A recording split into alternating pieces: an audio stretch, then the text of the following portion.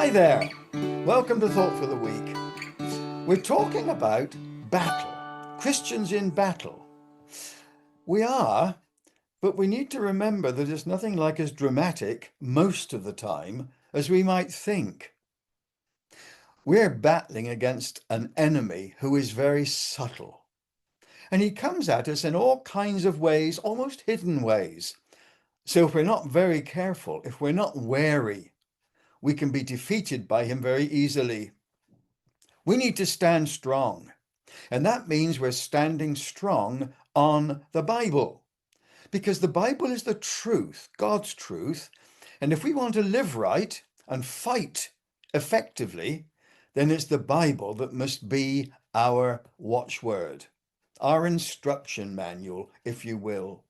And Paul makes a very, very powerful point in 2 Timothy chapter 3 and verse 16, where he says all scripture is God breathed and is useful for doctrine, for rebuking, for correcting, and training in righteousness, so that the man of God may be thoroughly equipped for every good work. Well, the word there, the single Greek word, is the word perfect. We're actually talking about being perfect disciples of Jesus. Who wouldn't want to be that? Well, it's clear that it can happen. We can obey Jesus perfectly and be disciples who are not ashamed of anything, but who are living in victory all the time. How wonderful.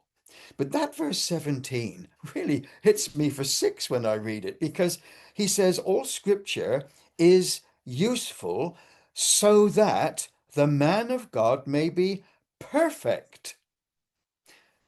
Perfect. You can't think of anything better than that.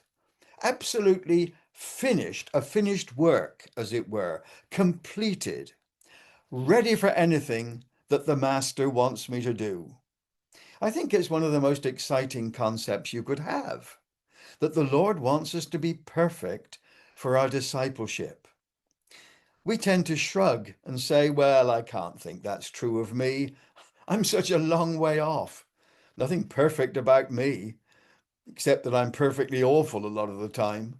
But that's not how the Lord looks at us. He looks at us in terms of our potential.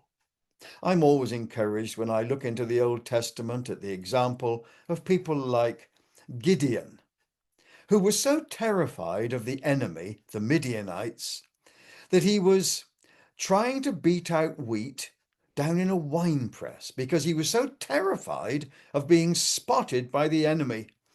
Well, if you know anything about a wine press, you know that a wine press is a pit in the ground into which you leapt and chomped up and down and squeezed all the juice out of the grapes before the grape juice was collected and put into jars.